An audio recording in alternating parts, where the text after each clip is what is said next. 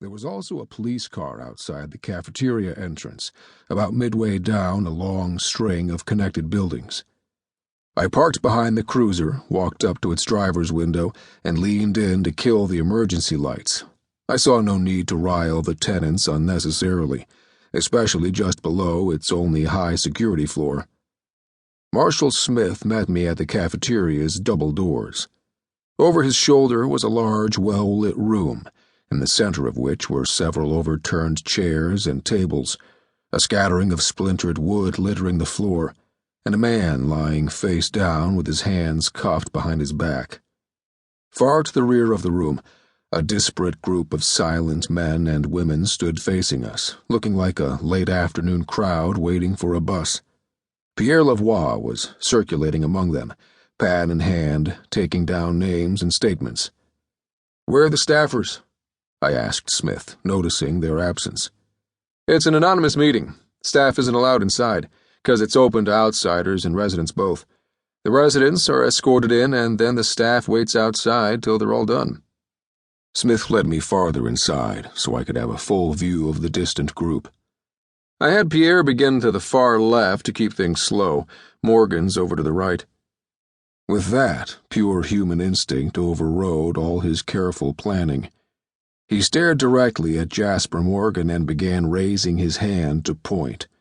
Simultaneously, between Morgan and where Lavoie was collecting statements, a door cracked open to reveal the inquiring face of one of the staffers outside.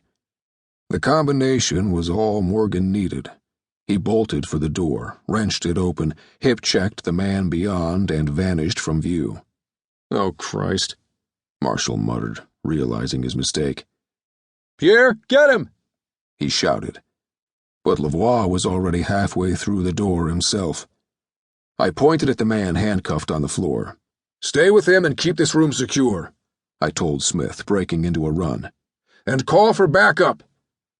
Nearing the door, I saw the crowd beginning to shift indecisively, some backing away, others leaning toward the exit. "Nobody leave the room!"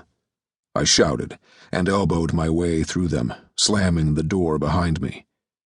Facing me was a bright, windowless, cement-walled corridor, its walls decorated with pictures and trophy cases, its ceiling overrun with pipes.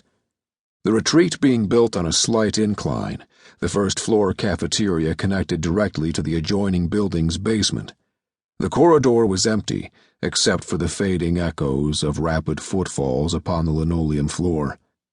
I ran to the first corner, rounded it at full tilt, and stumbled over Pierre Lavoie, who was rolling helplessly on the ground, holding his bleeding face with both hands. "Shit," I said, instinctively glancing at his holster. It was empty. I grabbed the radio from his belt. "M80 from O2. I have an officer down and an armed suspect on the loose inside the retreat. Put out a mutual aid request for manpower. Round up every one of our people you can locate and activate the TAC team. This is only about 30 seconds old, so concentrate on locking up the retreat grounds as tightly as possible. And close off both ends of Linden Street and position people on the Putney Road, in case he gets out and tries to reach it cross-country. Who's the on-call detective?" "Martins," came the brisk reply. "Have her lead the TAC team, full combat gear. Put Klazewski in charge of organizing the perimeter. And a couple of ambulances here. Now!" 10-4. I crouched near Lavoie's head. "How you doing?" His voice was muffled. "I think you broke my nose. Jesus, it hurts like hell." "Are you breathing all right? Any other injuries?" "No, yeah, I'm breathing fine. I'm okay, except for the nose. He was waiting when I came around the corner. Must have been holding a club or something." I glanced around and saw a heavy book lying at some distance on the floor. "He got your gun," I said. "Oh, Christ." I patted his shoulder and stood up. "You stay put. I'm going to reconnoiter a bit." "Don't do it, Lieutenant. Wait for the others." "Stay there." The hallway ahead was short, leading to another corner. Clearing my own gun, I approached it cautiously but with few expectations. I knew the sounds of running feet I'd heard had been Morgan's, and didn't think he'd doubled back on tiptoe just to bushwhack me. Predictably, the next stretch of corridor was equally bright and empty.